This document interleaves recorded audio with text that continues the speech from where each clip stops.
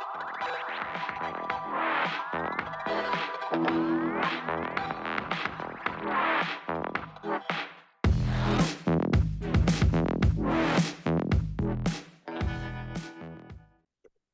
hello everyone. Welcome to my guests and welcome to everyone joining the channel. Welcome to Nom Watch Review, part of Nom Talk Network. On this show, we review the latest film drop, our throwback, celebrating a milestone of eating and drinking our favorite movie and snacks. Don't forget, we actually were just talking about this. Don't forget that we have merch. JP's modeling one of them, but you can find our shop in the About section on Twitch. Subscribers to our Twitch channel get discounts. So please subscribe. We love those subscriptions, but also you can get some wonderful and amazing discounts for some wonderful and amazing merch. We would love your support on that. Tonight, I am your host, Jordyn Orozco, and right now I'm enjoying, actually it's over there. I was enjoying a little cocktail, but now I'm enjoying a Coke Zero. It's sugar-free, but it's a cherry Coke Zero because, you know, I don't want that sugar in my body. So gonna enjoy some of that as we're streaming. And that's all I have. Earlier, I went to dinner with my family. It was a wonderful dinner. Went to Cheesecake Factory. We got stuffed. So that's why I'm not eating anything tonight. But enjoying just a wonderful little carbonation to get that burps out. And I won't burp on stream, I promise. But let's get to my guests. It's so good to see you all. Hi, JP. Hello, Katie. Hello, Derrick. It's so good to see you all again. Katie, I feel like it's like a reunion because we were just together last week. And JP and Derrick, JP, I haven't seen you in a while, but Derrick, I haven't seen you in like eons. So this is going to be fun. This is going to be a really great review. So let's start with you, JP. What are you nomming on? What are you sipping on? What are you chomping on? Okay, I was lazy, but I went ahead and I went to Popeyes. So I have Yes. chicken tenders, mac and cheese, mashed potatoes, and an apple pie. Oh, I do want all that sugar in me. the platter demonstration is I love just it. mwah, so all good. about presentation. The Popeyes charcuterie board is here, ladies and gentlemen. But also, like, that sounds so good right now. I love it. I love it. Let's go to you, Katie. What are you sipping on? What are you nomming on? What are you chomping on? I made what I thought was going to be a smoothie, but I put too many chia seeds, and now it's something I'm not gonna have to eat with a straw. I have to eat it with a spoon. So it's a protein bowl. Let's Yeah. call it that. There you go. It's an acai bowl with added protein. We love it. We love to see it. And you know, I love chia seeds. They're just an amazing little addition, you know, and they're easy to, you're like, no, good. So good to have you. And last but not least, Derrick, my background pal. What are you nomming on? What are you sipping on? What are you chomping on? So I am actually cheating on my diet. I have my popcorn in my wonderful custom-made popcorn bucket. Where did you get that? My girlfriend made it for me, actually, because I guest on this show so often. She was like, "Oh, he gives popcorn ratings," so she made like this custom popcorn bucket for me, so that I can have something to nom on my Nom Talk. I know she's the best. And then I am also getting my basic bitch on and drinking a wonderful White Claw because it's been a very long week and I need to wind down. I've been dry for like 2 weeks. And I was like, fuck it, I'm getting a White Claw. Let's do it. Hey, ain't no laws when you're drinking the claws, baby. So, you know, I love it. Sure. Batman's a vigilante. He ain't obeying some laws. So let's talk Look, about I'm ready. I have my Catman shirt, my Batman watch. I'm ready to go. Let's do it. You're ready. You have your gadgets. You have all your gadgets. I do. I have all my gadgets. Yeah. I love that. Also, when you said your girlfriend got you that, I wanted to be like, "Wov, chwo wov," because that is fucking amazing. So before we get started, I want to mention that we are still fundraising for the Trevor Project. If you don't know what the Trevor Project is, it is an organization that supports youth and suicide prevention when it comes to queer and LGBTQ in the LGBTQ community. As you probably already know, in the general society, you know, our community is being attacked in multiple ways. That includes physical, you know, political laws that are being instilled in these states and other areas. And the Trevor Project does a huge part in preventing teens from committing suicide because they don't feel like they are authentic human beings. So please donate to them. I've donated to them for years. They're awesome and amazing, and they do wonderful and incredible work there. So if you want to donate, please go to our profile and you can see how we can see how you can contribute more to that. So moving on. Oh, also happy Pride Month. It's the end of Pride Month. I just have to give a little shout out to all of our LGBTQ. Hey. Anyway, so moving on. We are talking about the none other than the Batman 1989 film, right? Starring Michael Keaton, Kim Basinger, Jack Nicholas, and a lot of other individuals. We have Lando Calrissian playing Commissioner Gordon. Like just all these. I forgot how many amazing people were in this film, right? That like moved on to do other awesome stuff. And so so I feel like moving up to this, I feel like this is such a canon for me on this channel. My dad introduced me to a lot of cinema when I was a kid, right? And I feel like if it wasn't for my dad, there would be a lot of missing parts of like cinema and film that I never got to experience. But one of the things that I did get to experience is this, and also the Batman Returns, which was also directed by Tim Burton. Um, uh, Leading up to this, when it was like, oh, do you want to do that? I was like, actually, yeah, I do, because I haven't seen the movie as an adult.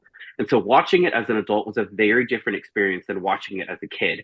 But still, some of that nostalgia came back. And I was just watching it and I was just like, God, I remember watching this moment and like me and my dad interacting and like my dad being like this. And there were moments when like I had to pause the movie and then I'd have to watch it a day later and I'd be like, Dad, do you remember what happened at this part? And be like, oh yeah, like he had the balloons come up and then the gas and then he came with the bat wing and I was like, oh fuck, that's right, like I totally forgot that. And then I watched it and I was like, fuck, I remember this, right? It was awesome and amazing to just rewatch it as an adult. So let's talk about our feelings before. How were you introduced to this film, and then sort of your experience watching it as an adult. Let's start with you, Katie. So I first was exposed to it, and I feel like, to doing the Indiana Jones Nom Talk earlier, I was introduced to all these films as a little kid. So it's like Batman 89, Batman Returns, Indiana Jones, Beetlejuice, all those like epic films of that time. And this was my gateway to loving superheroes, Batman 89.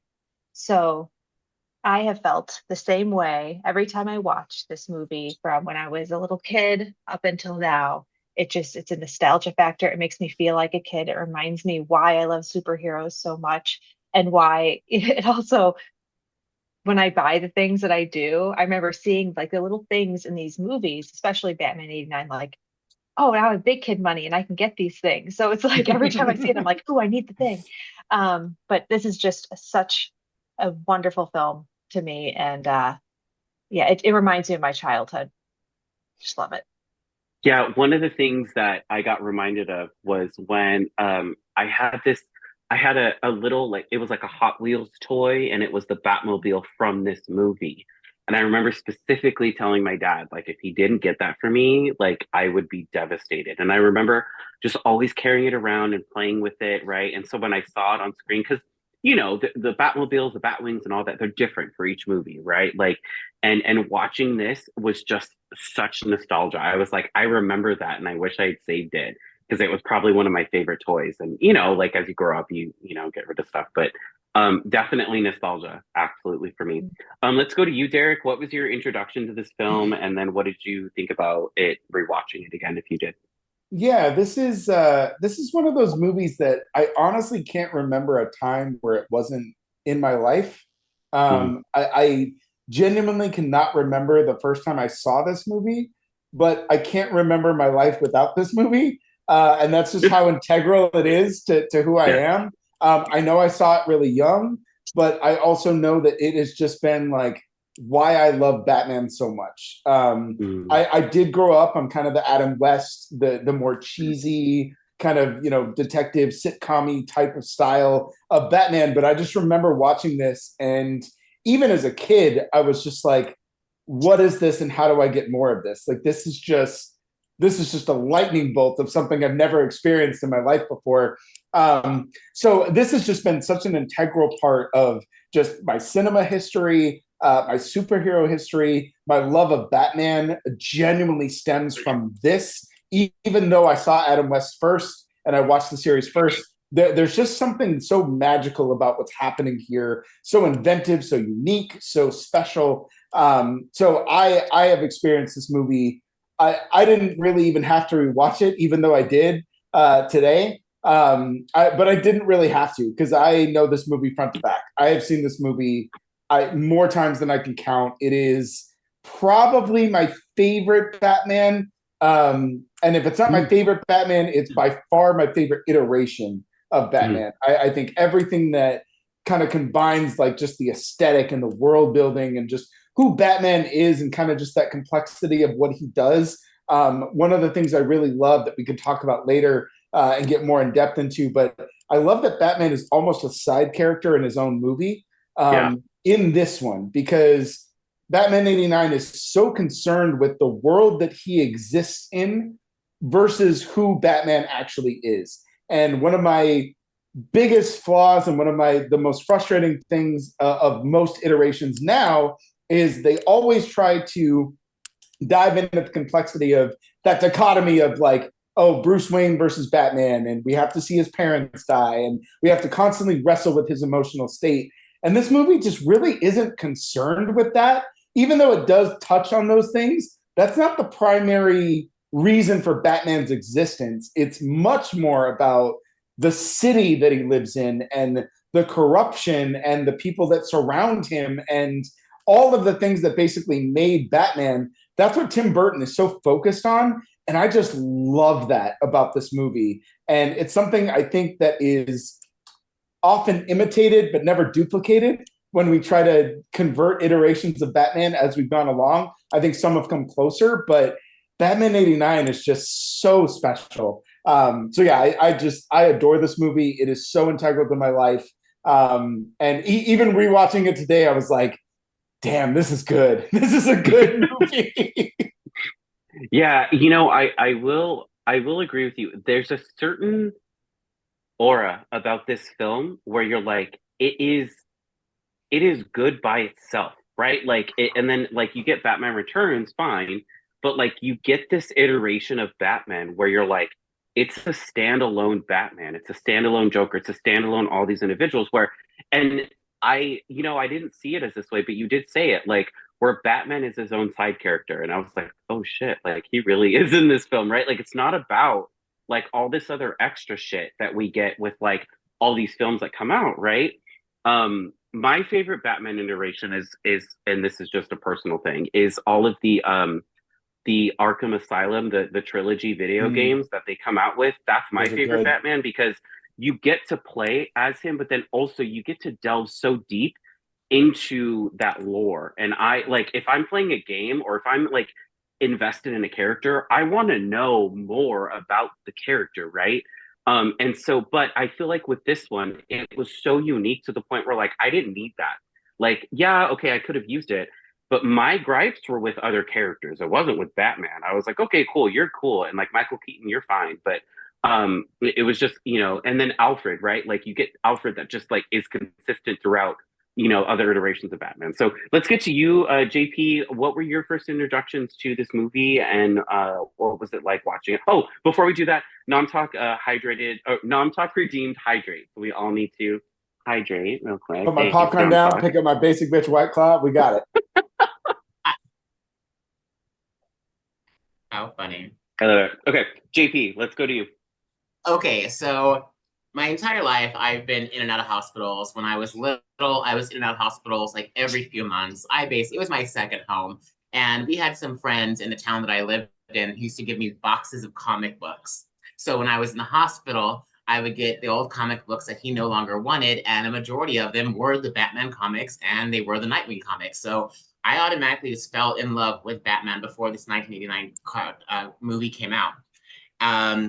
My first introduction to it, obviously, is the film came out, and I made my mother. I was probably too young to see this movie because it scared the living crap out of me. But I made my mom take me to the movie theater to go watch it because she knew how much I loved Batman, and that's been something throughout my entire life. Batman's just been a constant with me, including X-Men. I know two different universes, but X-Men and Batman, yeah, it's my jam. They're both my jam. And so that was basically like how I got to go see the movie. I was always the one first in line to see the rest of the trilogy because there's 3 of them basically. Yeah.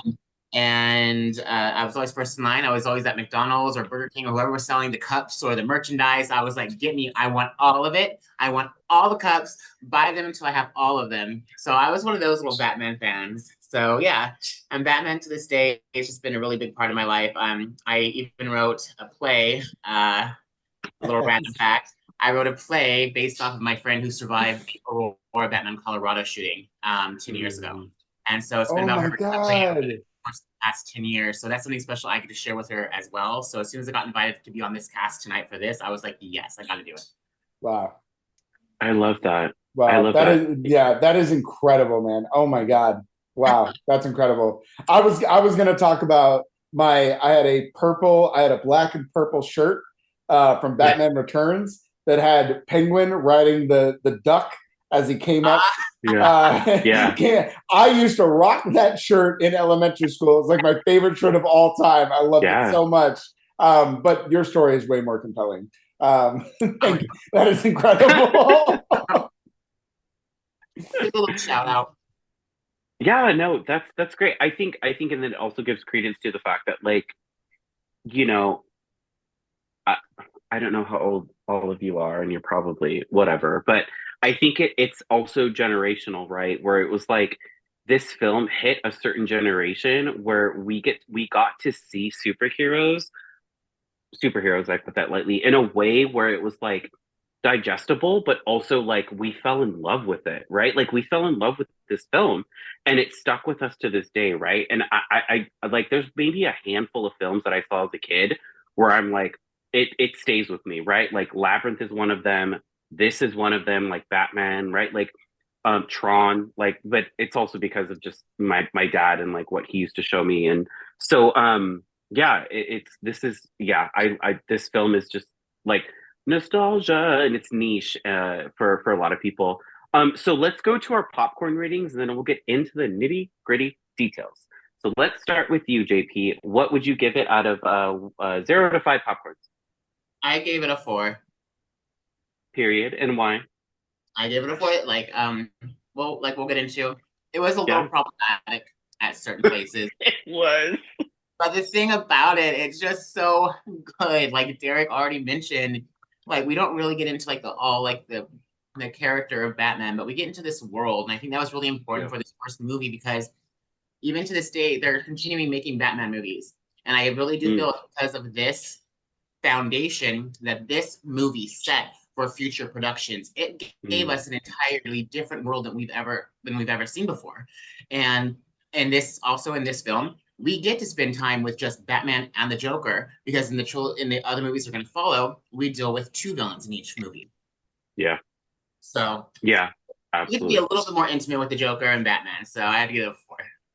Yeah, absolutely. Katie, what would you give 0 to 5 popcorn buckets? 5. I think it is.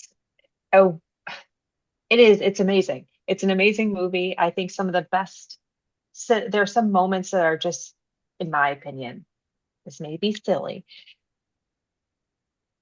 The museum scene, I think, is one of the greatest cinematic moments ever. Period. And the movie's so quotable, and that doesn't make a movie a masterpiece, but it's an opera that you're watching, but it's funny at the same time, and it's just, it's almost like, what is it? Is it Barbara of Seville, where it's an opera, but it's funny. There's really bad things happening, but it's funny. Yeah. I find it very interesting too. This was my first exposure to the Joker. And so, as you could imagine, as we got Jokers, moving forward, they got darker and darker. So I'd like this baseline for myself of all these characters, whether it was Vicky Vale, Bruce, or the Joker. I just love, and Harvey Dent. Absolutely loved it. I'm like, I feel like I'm just bullet pointing everything without explanation because I could go on and on. So please, next person. I loved it. No, please do. We love details in this. Like, please do. And okay, so last but not least, Derrick, what would you give this film popcorn rating. Yeah, I'm gonna give it a 4.5. It does teeter on a 5. Depending on the day that you ask me.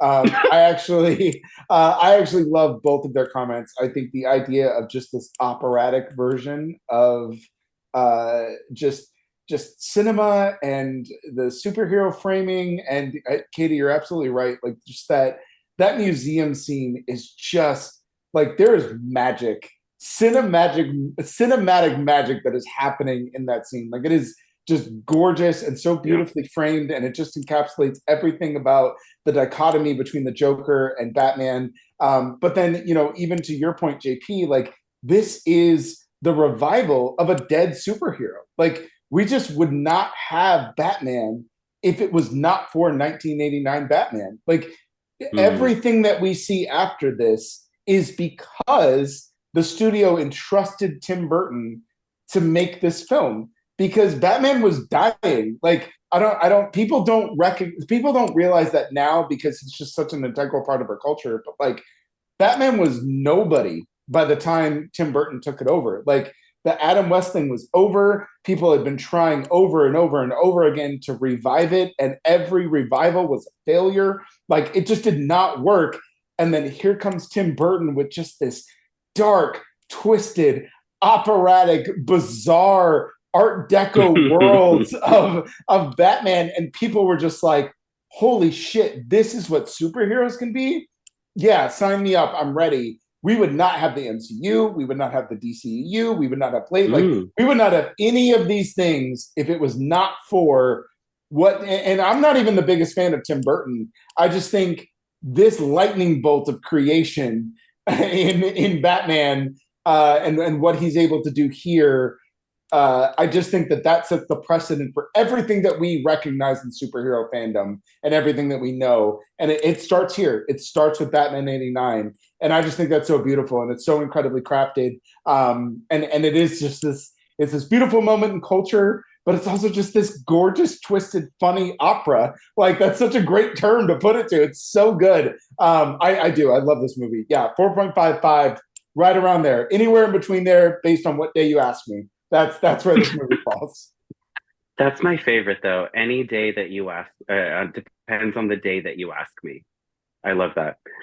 So before I get to my rating, because I'm the villain in this story tonight, Q Ball said, "Hi Q, we miss you. Oh my gosh, I'm so glad you're here." Q said, "To me, Batman 89 was the perfect movie. The mix of reality and fantasy and gothic aesthetic. I loved Tim Burton as a director. The soundtrack was so good and perfect. Jack Nicholson as the Joker was perfect." Q Ball redeemed hydrate, so we all have to hydrate. Q Ball said, "My popcorn rating is 5 out of 5, hands down." We love you, Q. Yay. Love it. Okay, so I am subject to change, but my rating is a 3.5 out of 5, and it's for multiple reasons. As a kid, of course, this is going to be a 5 out of 5 for me, because this is this is Batman, right? Like, this is the thing. But as I watched it, there were a couple of inconsistencies that I was like, and a couple of like, I don't want to say casting choices, but like character development choices that I didn't agree with. Overall, though, there were, like I said, so I forgot about the museum scene until I watched it. And then I was like, that was a pivotal moment as a kid where I was like, oh my God, he's ruining paintings. What is he doing? And then I'm like, oh, he's a villain. And then it was the scene when Trust comes on when he's going down with his floats, right? Like I remember that. And I totally forgot that it was in this film because I mixed like Batman Returns and then Batman Together, right? So I'm watching these two things and I'm like, I remember that. And I think, this had some iconic scenes that came out of this film, right? Yeah, you get some of the like in-between scenes, right? And all that stuff. But overall, I feel like, obviously I was entertained the whole time. There wasn't a lull where I was just like, this is stupid, like this could have got taken out. Overall, I think the film itself is great. I think it's awesome. It was great watching it as an adult. I would watch it again, and again, and but we'll get into the consistencies as we go. So I let's just talk. I just Go, have go, to go, point go. out, and I don't think that this was intentional at all, but I noticed it and I loved it so much when Jordyn was like, "Oh, I think I'm going to be the villain of this piece because I gave it a 3.5." Katie did a stretch like she was ready to keyboard warrior, and it was amazing. Like it was just the most perfectly timed. I was like, "Oh shit, it's about to go down. I am ready. Let's go." Yeah, and Say your opinions, whatever. Go on. Katie's like, I'm gonna destroy you. It Hi. was so good. She just like leaned back and was like, "Okay, Jordyn, let's go." Yeah, and the thing is for me, it's I don't hate the film. I love it. But there were just some things that I was like, hey, this probably could have played differently if you did this, right? I'm not a fucking director. I'm not a fucking screenwriter. I don't know what the hell I'm doing, right? But watching it, like from an adult perspective, there were things that I was just like, yeah, I don't. Anyway, so let's get into it. Let's get into the story, right? So, in simple gist, right? We get introduced to sort of like mafia boss style things going on in Gotham, right? We know from perspective that Gotham is a crime city. It is not the best city, right? It's like if LA were to just completely run amok, crime gets taken over, right? You have different factions that are like pulling together. We have Jack Nicholson's character, Jack, who is a like basically a mob boss, doing things, but he's also sort of like the lesser of in these sort of like mob circles. Um, and we he gets sent to a job where basically it's a sham. Batman intervenes and basically we get a scene where Batman basically pushes Jack into a vat of chemicals, and we sort of get this transformational period where we think he's dead, but he's not. He transforms into the Joker. Meanwhile, we get introduced to Vicky Vale, who is a reporter for the Gotham Globe, um, who is played by Kim Basinger, and who's reporting sort of on like everything that's going on in Gotham. Long story short, we get this whole story about how uh, this new villain comes into play in the city, and basically it's the Joker who's coming in. Stuff plays out, right? Like we get all these things that play out. One of the biggest parts of the film is that the Joker develops Smilex, which is basically a chemical where he starts to introduce it into beauty products and into things that we normally use in everyday things, and women start to become what look like the Joker, right? Which I think, to your point, Derrick, is a nod to sort of like that old traditional like uh, and right with like Batman and Robin, where there were some episodes where like this shit would happen, right? And so I feel like this was awesome and amazing, right? Like for to introduce that. And then long story short, it's exposed that Batman knew what was going on. Vicky Vale reports it, and it basically gets like stop using this product. And then we sort of get this interaction between Joker, Vicky Vale, Bruce Wayne is there, right? We know he's Batman. He gets shot, even though he is not killed. The Joker takes, or no, the Joker doesn't take. One of the funniest scenes I think forever is when Vicky Vale opens that gift and it's just a hand with dead flowers and she just like passes out. So Funny as good. fucking shit. I watched that shit and I died laughing. I was like, really? Like that's what makes you pass out? Okay. It's so And it is yeah, so classically Tim Burton. Like it is. just It is. it is such a Burtonism. Like it's so good. I love it so much. Yeah, no, I love that. And then we sort of get this lull and then a transition into what turns out being Joker's ultimate plan, which is gassing the entirety of the city with Smilex gas and killing them. But in the guise of, hey, I'm gonna hand you free money. I'm gonna hand you $20 million in the city, and everybody comes out and it's fine, and going on. So Batman comes in, saves the day with a Batwing. And we get that whole scene at the bell tower, the belfray, as the Joker would put it, in the church. And long story short, Batman basically inadvertently makes the Joker fall to his death. We get that, and Batman saves the day, but also he's sort of seen as sort of this vigilante villain thing. Is never seen as sort of like the good guy. So that's the gist of the movie. Part of the issue with me, and I'm going to bring this up, but then I'm going to address your needs or your yeses and nos. I didn't like the fact that they made Vicky Vale the love interest. I think there were a lot of other options that they could have done. And I mean, I get it. Bruce Wayne is a bachelor. He's a millionaire, billionaire, right? He owns a company. There's plenty of other women I think that could have done that. And mostly I think in the iterations that I have played and seen, Vicky Vale plays sort of like an ally-ish media part to Batman, where it's like he will give her information that serves her interest, but won't give her any more. And in this one, it was a little bit more of an intimate relationship. I will say that the relationship played out fairly smooth for the movie, but I don't know. I had a little bit issue with Vicky Vale being a love interest. The second thing I had an issue with, I think, was I don't know. It was and it wasn't the fact that the character of the Joker wasn't as diabolical as we sort of have like seen in later iterations with, let's say, the games with, I think my favorite Joker of all time is Batman the Animated Series with Mark Hamill doing Batman as that. I think that's my favorite Joker only because like I feel like Jack Nicholson played it in a way where it was like, oh, I get what you're trying to do, but it was almost too normal for me. It was almost too normal for Joker, as to where the Mark Hamill was like, you are absolutely incredibly insane, but also like you have a human aspect to it, which I can relate to.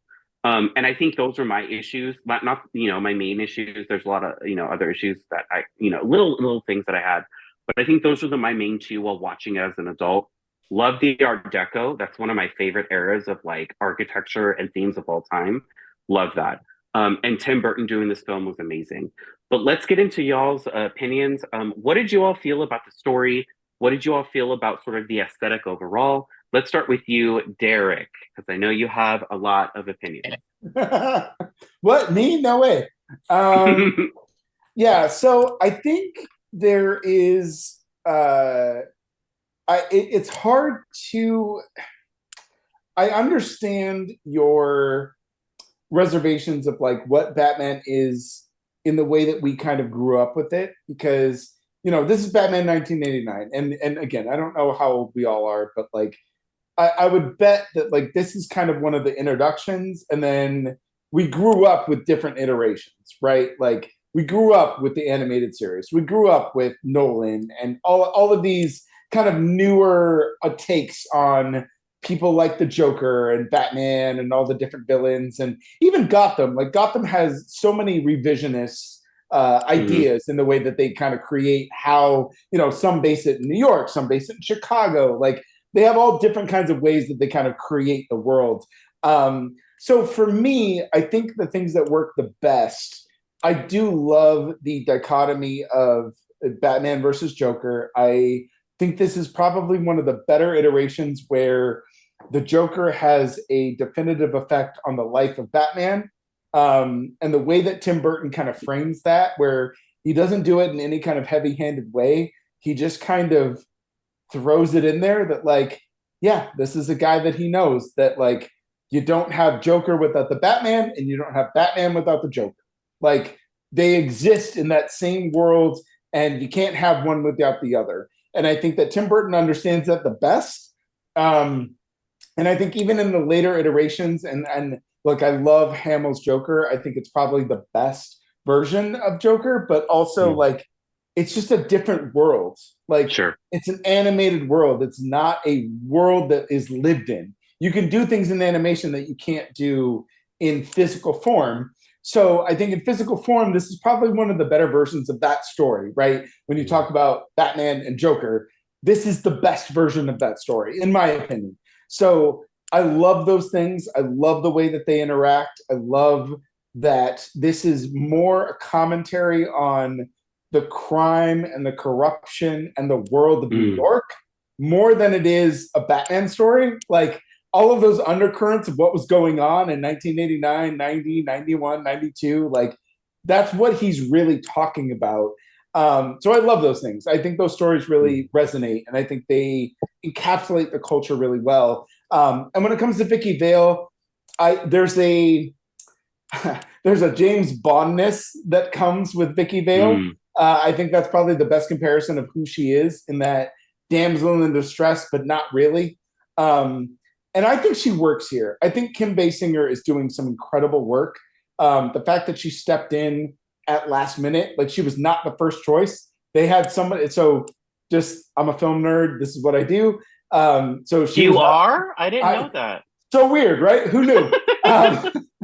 So she was not the original cast. Like somebody else was cast. She got in an accident, and they had to recast her at last minute. And the only person that they can find that was available at last minute was Kim Basinger. So she stepped into this role on like a 2 weeks notice. Like they were starting filming in 2 weeks, and she stepped into this.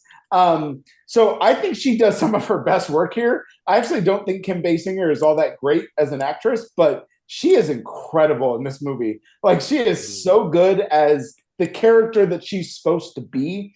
I buy the love interest. I know that it doesn't carry over into further iterations of it. She doesn't carry over into Batman Returns, but I buy why they get together. That all works for me. I think the story and as it evolves and what she does and why she's here and how she affects Batman, how she affects the Joker, why they're trying to fight over her, all of that makes sense to me. It just, I don't know, it's just framed in a way that like makes sense. Like the Joker is obsessed with her macabre photography, and Batman is trying to like understand her as a person because he doesn't understand humanity. He's a millionaire. One of my favorite scenes is that scene in the dining room where they're split across the table and they have to yell at each other. And it's a demonstration of the fact that like Bruce Wayne doesn't have friends. He doesn't interact with human beings. Like he doesn't know what it's like to talk to people. And she brings that out of him. She brings out the humanity in him. So I think there are just so many things that work in this. I have some issues with some side characters. I don't think Knox works well. I think that Jack Palance is doing something. I don't know what he's doing. I know he's not in the film for that long, but like he is, oh boy, when you want to talk about somebody that's over the top, like he's doing something else. He's in a different movie. Like Jack Palance he is in a completely different movie. But everything else works for me. Story-wise, I think this movie is near perfect. Yes. Yeah, absolutely. And I feel like, I don't know, maybe like, because clearly, and I will give credit where credit's due. You have more expertise in film than I do, right? Like I'm just watching this shit as like a general like person who's like, oh, like that's cool. But like I know you do this shit for a living. So like, which is why like when you or like Mike is on like a stream, I'm like, I trust you guys, like don't talk to me. I don't know, like I'm not an expert. But I also, for me, like, and you're right, like people's experience with Batman is very unique, right? Like it's very niche, right? I was introduced to this film, right? But as a kid, I couldn't get those concepts, right? Like I couldn't get what was good and what was like, okay, cool. It was like, I wasn't really scared of the Joker, but I was like, oh, it's just a villain and there it is, right?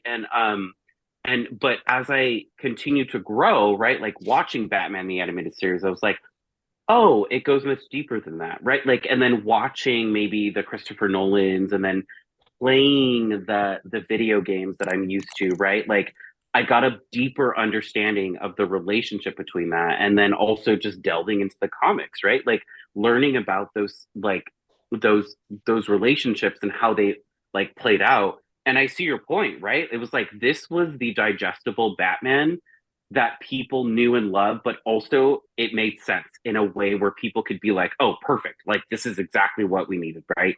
JP, let's go to you. What did you think about the overall story? What did you think about Batman?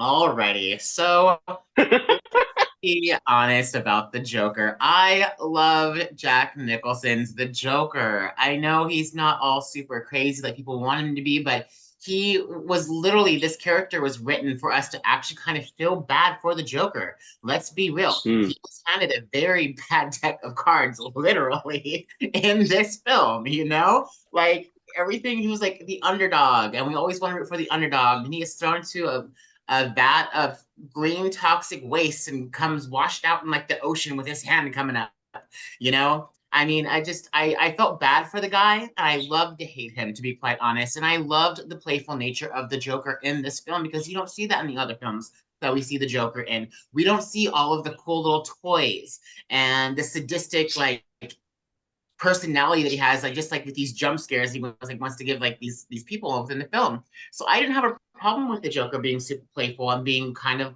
humanized, and not being this crazy batshit person. Like, this is his reaction to people treating him poorly and not giving him enough respect and just being mean to him.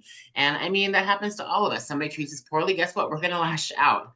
The relationship with oh my God, Vicky. Okay, that relationship started off very, very rapey. She was drunk. Wayne. She was drunk. She was dropping her high heels on the staircase. You had one drink and you slept with her, and then all of a sudden it became a lesbian relationship. She had the U-Haul. She had this suitcases packed up. He said, here's a key to the Bat Cave. This is Alfred. He'll take care of you. Come on in, ho. I got you. And that's exactly how the relationship was in this. Happy Pride Month. Oh, God. I love you. I love you so much, JP. That is fucking amazing. I love it so much. I love it. Please continue to sound off. Please.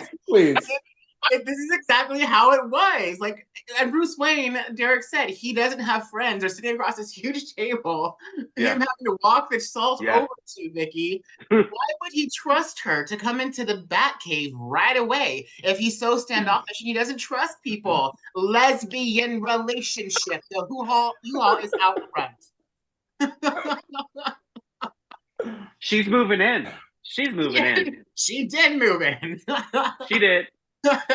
But yeah, like, and I actually did remember the museum scene. I did forget about the parade, and I actually am happy I forgot about the parade, because that was actually kind of like a surprising moment for me today when I watched it.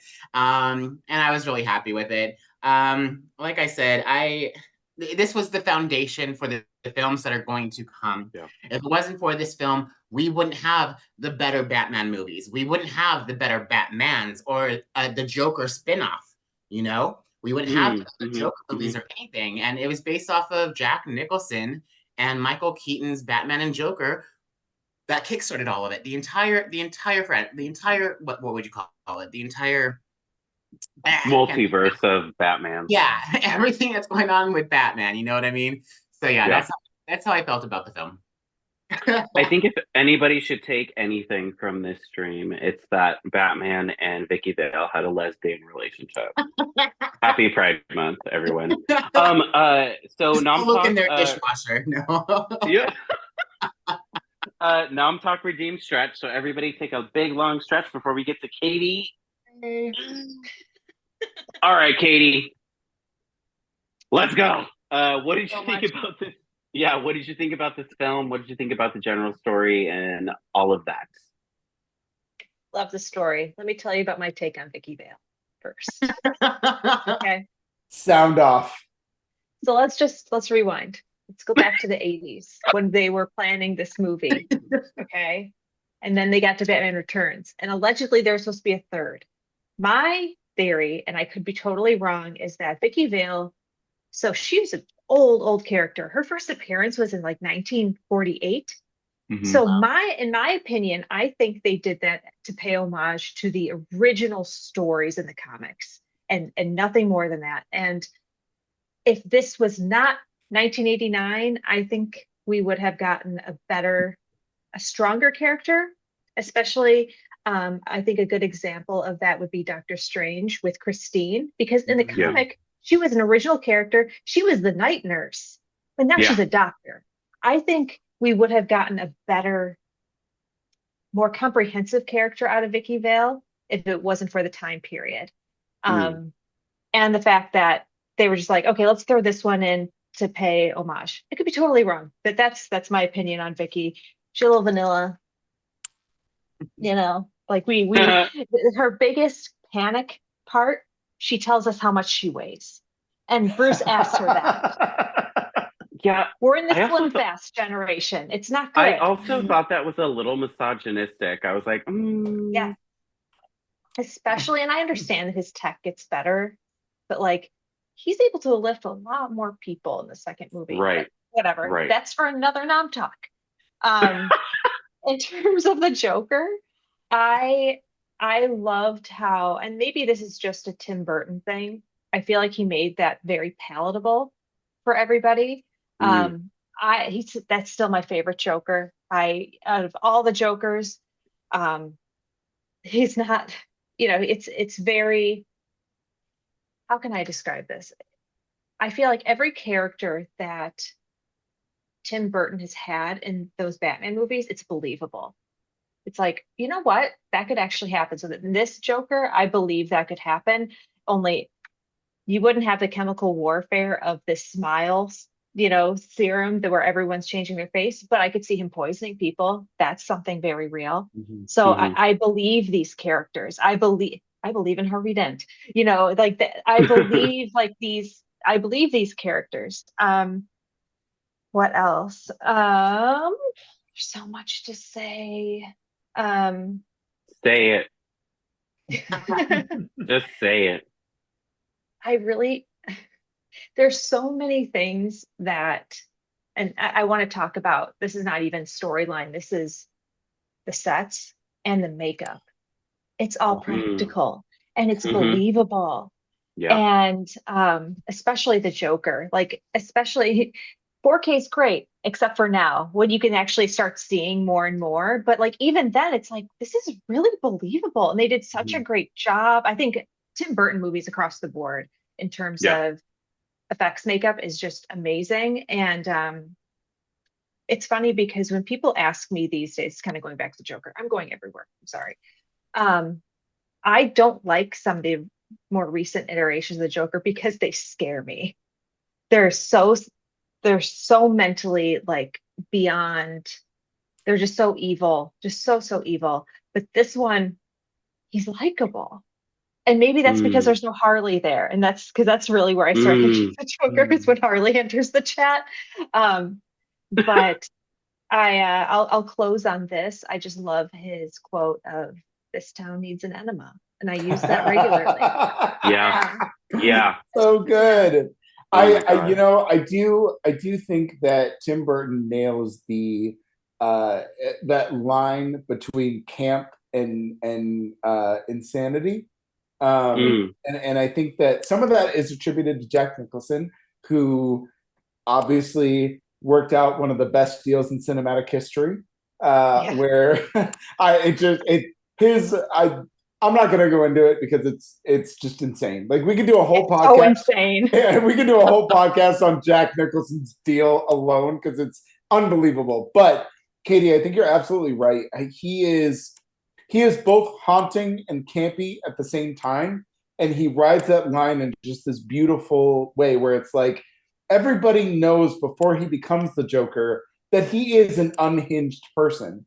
Nobody wants him to take over Gotham. Nobody wants him to take over the crime of Gotham. Even his own boss doesn't want him to take over the crime of Gotham. And then when he does, it's the most ridiculous, insane thing you've ever seen, but you buy it. So you're scared, but you're also kind of intrigued. And I think that most iterations after this just lean into the fear factor of what the Joker could be, which is fine. I understand why you want to go there. But this film just nails just that fine line between this is a guy I never want to meet, but I'm really excited to see what he's going to do next. And that is so hard to do, but it is beautiful in this film. It's so good. It's such a great line that he makes. So I love that point that you made. I think you're absolutely right. And I think too, a whole thing with us going into this Batman, especially this Joker, is that Tim Burton did an amazing, a phenomenal job at making this film look like it was ripped out of a comic book. Some of those shots, Yeah. actually Yeah. what you would see in these comics at that time. And I think that's what made these characters absolutely epic. Along with the whole film noir, you give me film noir any day. And it's like butter all over my nipples. I'm like, keep it coming. Feed it into my veins, baby. Feed it into my veins. Exactly. Put it in IV.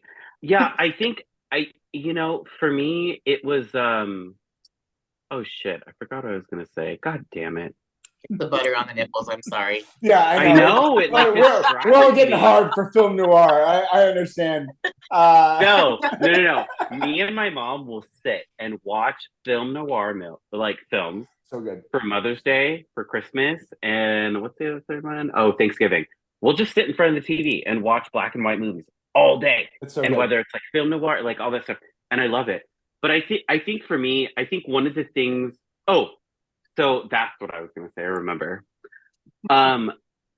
There's a theory that like whichever Joker is your favorite is your level of crazy, right?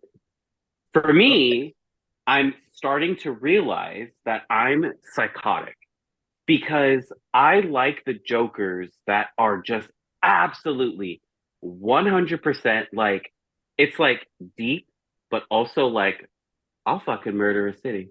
And I'm like, okay, cool. And then they're like, no. But like, I'll make it a game. And I'm like, cool, let's do it. And then they're like, no, like everybody. And I'm like, kids? And they're like, yeah. And I'm like, oh, I don't know. Oh, okay. Right. And there's a theory that like whichever Joker that you are, that like is your favorite, is your level of crazy. And I'm realizing that I'm crazier than all of you. And I'm like, do I need to go to a mental hospital? But are you okay? Yeah, like, are you okay? But also like, because it's like, look, it's like, honestly, like I loved Ledger's fucking Joker. Like that literally, I was sitting there like, fuck yes, I love this. I love Hamill Joker. I also love Arkham Asylum, like fucking 3-game, like series Joker, right? Where it's like, he's just ultimately, that's the Joker that I like personally. But with this Joker, I was like, cool, I can see it. And I resonate with like what you all are saying, but like, that's not the Joker. That's not my Joker, right? Like, that's not like the Joker that corrupts Harley Quinn to be his queen, right? Like, and so I feel like for me watching this film, I was like, I love it. This is great. He's giving me camp. He's giving me like, hell yeah, he's giving me this shit. And I think for me, it did what it needed to do for this film. And I appreciated that 100%. But then we get, go. I'm sorry. I want to push back on that a little bit. I don't want to take over everything, but I actually think that this Joker, and I'm going to cite Katie's quote because it is one of the best quotes in the film. The fact that when we are introduced to Gotham, right? Like the very opening shot is just a city that is bleeding from the underground, right? Like everything is dirty, everything is grimy, crime is up. Like you just know that this is a city that's rotting. And the Joker comes in and he has a depravity that people just have never experienced before, where he is like high on his depravity. There's a joyousness to the depravity that he can go. And this idea that he's like, this town needs an enema.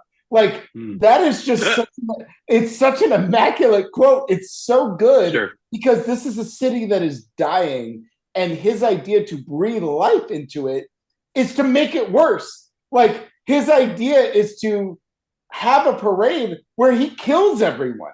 Like, that's what he thinks this town needs. He's going to give money to everybody because they're all corrupt and they all want money and they're all poor and they'll all go out for this parade, but also you're going to die if you do it. Like he embodies the spirit of a corrupt city that is dying from the inside out. And I think that is the most terrifying Joker and the most terrifying iteration that you can create. And I just love that he embodies that. yes, he does it in the most campiest of ways, but man, he is a haunting person. He is a haunting entity in this film, and I think if you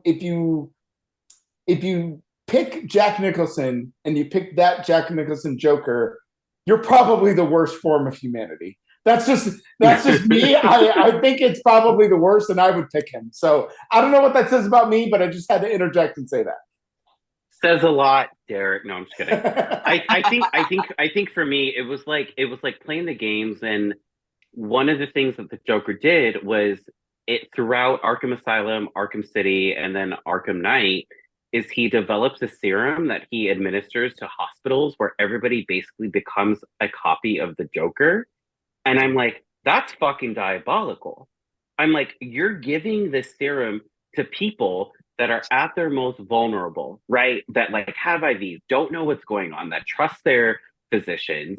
And then all of a sudden they're getting these IVs that turn them into a Joker, basically, right? Which is what in this film his beauty products did, right? Like it turned, but then it killed him, right? And so, like for me, like respectfully, I love this. I love Jack Nicholson as this Joker, but there are so much more iterations where like it gets absolutely crazy for me, where I'm like, oh shit, like I would be absolutely terrified. I get it. Smilex, huge thing. Love it. It's great.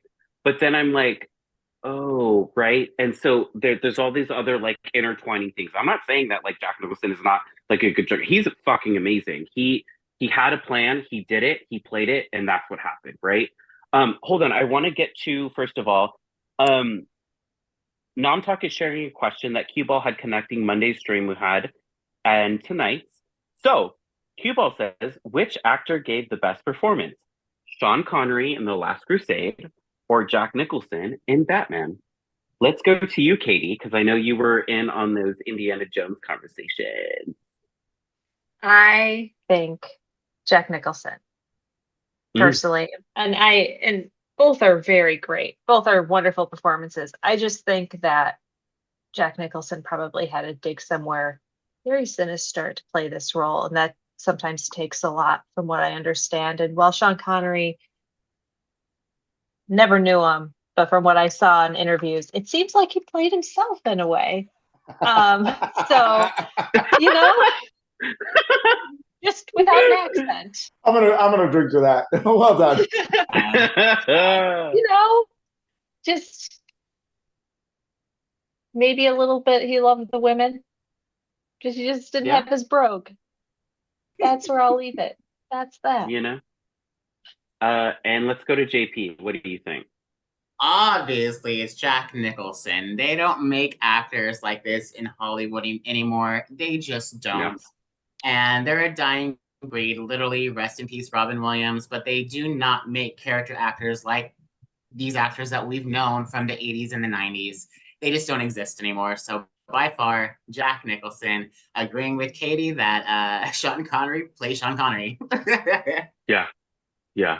And do I dareth ask Derek? Because I know the answer. No, I'm not going to divert at all. It's 100% Jack Nicholson. No, he is. The fact that he demanded his own shooting schedule and was like, y'all have to direct this movie around me going to Laker games, and still turned in that performance. Like, bro, what? There's no comparison here. Like, that dude turned in like 2 hours a day to film the Joker and still gave us the Joker. Get out of here. Yeah. Like, there's no question. It's the Joker. 100%. It's Jack Nicholson. 100%. Yeah. I wholeheartedly, unfortunately, just kidding. I agree with everybody. I think Jack Nicholson played I think he did such a better job than Sean Connery. I get it. I get why he had to be involved in Indiana Jones, but at the end of the day, Jack Nicholson is such a versatile character in anything that he does, that even in his latter roles, right? Like, even like one of my mom's favorite movies is Something's Gotta Give. And like we watch that almost yearly, and he's amazing in it, right? Like, and I just he he does just such a better job. And I definitely agree. So it's 9. I love you all, but it's towards the end of the stream.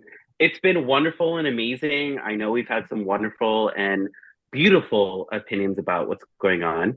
Um, let's talk about any last feelings about this, about the film. Anything that you want to add, Katie? I'm gonna go to you because I know like you gave it a 5 out of 5. And is there anything else you want to add to the wonderful and splendid Batman 1989? The only thing that I want to add, and this is something that I experienced recently, for perspective, I'm 36 years old, and I wanted to show my friend who had never seen Batman Returns the movie. And it is so interesting to see someone watch it as an adult, either one of the movies, because it just doesn't have that same thing. It's very interesting. And I think when I think of movies that were made for a generation, I think about this and it's like this is so formative for me and I know for all of you. And I feel bad for people that didn't get to see it as a kid because it's so much more. And I don't know any other word to describe it. It's magical. It is like Gotham is disgusting, but so magical with the huge towering sculptures. And you think about how that place could be real. And then you learn as an adult, those are actually just like miniatures, but still, that's like Yeah, it makes it even more magical. yeah, And it's, I just, I hope that, there are a lot of people that have never seen this movie. They dive right into the Nolan ones, and those are great. No shame to sure. those. But these movies are just so special. And it was the beginning of a love for superheroes, I think, not just for myself, but many others. And we wouldn't have Iron Man, I think, if we didn't have this Mm, series. And that's, hmm. I think that's the gospel truth. Yep. Preach. Sorry, I'm bringing River the Nom Talk cat into the conversation. Oh, Hi, Hey, River. everyone. Say Yeah. hi. Hello. Like I thought you were playing with me. Go. And let's go to you, JP. Any last minute thoughts about Batman 1989? Don't walk on my computer. Any last minute thoughts? Yeah, I just want to add to that art. I'm a huge believer that art is supposed to represent the time that it is being made and created. You have to realize in the late 80s, early 90s, there was a mafia war going on here in the United States. It was something that was all over the news, all over the newspapers. Mhm. And I love that that element was added to this film. It made America connect with it. And that I do think that that's why it was such a blockbuster, because these are literally not just ripped pages from the comic book, but ripped from the headlines back then. And people were Mm, able to connect with that, which is why I think this film was so successful, along with the film noir aspects and the comic book aspects. So yeah, it's I'm gonna agree. This was the beginning for a lot of superhero franchises. Yeah. yeah.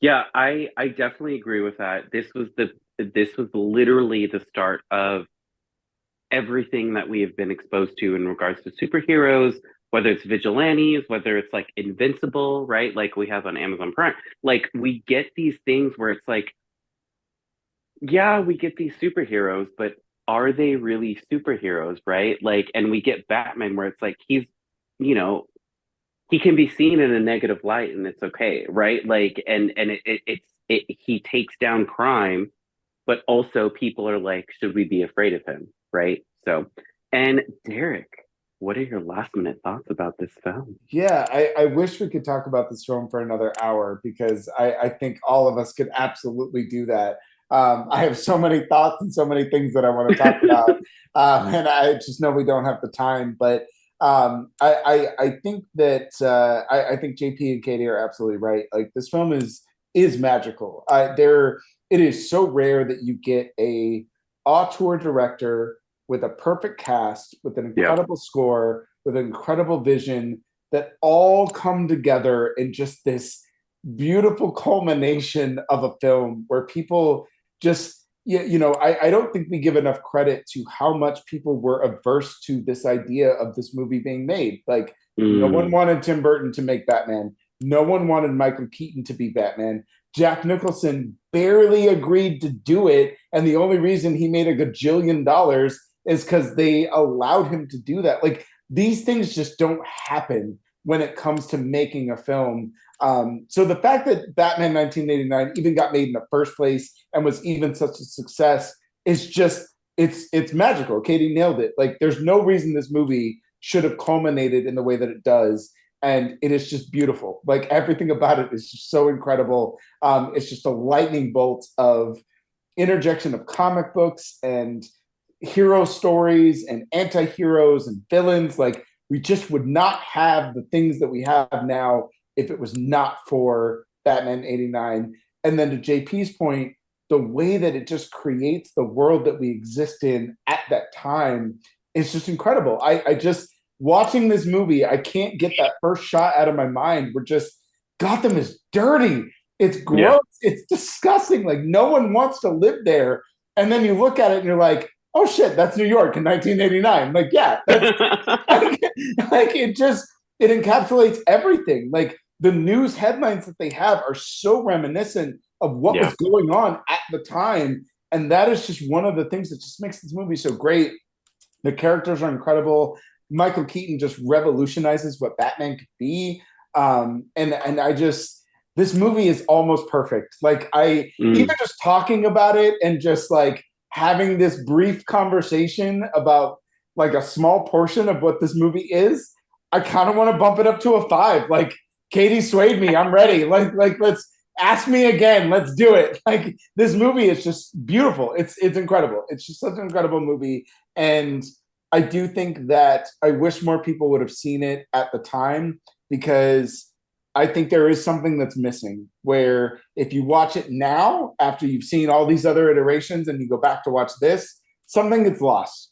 And this movie is a film that like needs to be a part of your seminal childhood, and it needs to be a part of who you were as you grow up. And then you start to realize like, oh yeah, everything we get now is because we have Batman 89. So yeah, that honestly, we could talk until midnight about this movie. So yeah, I will say for sure that I am a 4 out of 5 now. Producer Steph, you don't have to change it. We did it. We converted him. No, it's good. No. Only because, like, I had my reservations, and I'm very hesitant to give 5 out of 5s, right? Like, that's just me as a person. I'm just like, yeah, like, I need like definitive, and it doesn't need perfection, but I don't also like need these things that I have issues with. But I will say 4 out of 5 only because, like you're right. There are some things that are issues with it, but overall, like, you're right. This was the start of a generation, not just a generation, but of a multiplex, like, thing of superhero movies, right? Like, this was it. Like, this was the starting point. And when people go, oh, well, what started it all? And it's like, oh, Batman 1989. Like, the definitive. Like, there's nothing before, there's nothing after. Like, this was the point where everything sort of diverged. This was the start of the multiverse, right? Like, where everything just goes wrong. No, I'm just kidding. But like, this was the start of everything that we have known and learned to love. Like, I know, Derrick, like, you have done reviews of like comics and superhero movies where it's like, yeah, like, this has happened, but this was the start of it, right? Like, and so that's what I appreciate about having these conversations, having these things, right? Like, where it's like, yeah, I didn't realize that, right? Like, watching it, I'm just like, okay, well, this is what's wrong. But then I'm like, oh yeah, this was like the first superhero movie that I saw, right? Like, so it's really good. I've appreciated all of your opinions. You all are fucking amazing. You all have done wonderful and awesome and just awesome stuff. So that's all the time we have to talk about Batman 1989. Shout out to my guests. Let's give a round of applause and a round of a nom to JP, Katie, and Derrick. Y'all are amazing. Y'all do wonderful stuff. outside of this, and I want to give a shout out to all of you. JP, where can we find you, and what are you up to? You can find me on all socials at JP Rapozo, Rapozo. I am currently just working on my few scripts, finishing up grad school. Yay! I graduate in October. Woo! And I feel like I do need to raise my score up to 5 popcorn buckets now. But Whoa! Let's go! Only because Revolution. if it wasn't for this film, we wouldn't get Chris O'Donnell as Robin and Chris O'Donnell. Yay! Mm. And we wouldn't get Poison Ivy too. Yes, exactly. And the pun machine that is Arnold Schwarzenegger as Mr. Freeze. So Wait, it was the gorilla scene for me. For Poison Ivy. It was the gorilla scene for me. oh wow. And Katie, wonderful Katie, where can we find you on socials? Also, what are you working on? Always working on new cosplays. I'm going to a con next month, a really big one. It's in Southern California. You may have heard of it. But I am also on Instagram at KTDWELL. It's K Tidwell with no I. And yeah, so that's where you can find me. Wait, where's it at? Is it in Long Beach or is it in San Diego this year? San Diego. San Diego Comic-Con is next month. Oh, it's like, okay. It's like 2 hours away from me. All right. Maybe I'll come by. Maybe I'll be like, hey, where's Katie? And That's last how but not long it takes to get from the Valley to Santa Monica, so why not just keep going? Why not just keep going, right? And last but not least, Derrick, where can we find you? What are you working on? I know you're doing some amazing shit. Yeah, so you can find me on pretty much all social media at DROK Comedy. It's DROK Comedy. That's on Threads, Letterboxd, Twitter, Instagram. You can find me on Facebook because I'm still on there. So you can just find me at Derrick Murray. And then if you want to read all my reviews, I just did a capsule of my top 10 best films of 2024 so far. So you can find me on all of those reviews on nerdbot.com. Yeah, just seeing movies and reviewing them. Hopefully going to TIFF this year, so I'm really excited. We love that. And as a peasant in this forum, I am just found on Instagram at CityStars13. I do have a wonderful and amazing TikTok that I'm trying to like revive. I don't know what my niche is, but you know what? Whatever. We're doing it. Don't know what that is, but you can find it in other places. Other than that, it is so good to see you all. It was wonderful, amazing, and beautiful to have a conversation with you with you three. Thank you all again for tuning in. Be sure to join our Discord to keep the conversation going, as well as subscribing to all platforms. We are at Nom Talk Network, so Facebook, Instagram, all that stuff. Twitch, please subscribe to us. We love you, and if you subscribe on Twitch, you get some wonderful little discounts in the shop. Tune in to our next show, which is going to be soon. Until then, I'm your host, Jordyn Orozco, and you have a nomerific evening. Bye, y'all.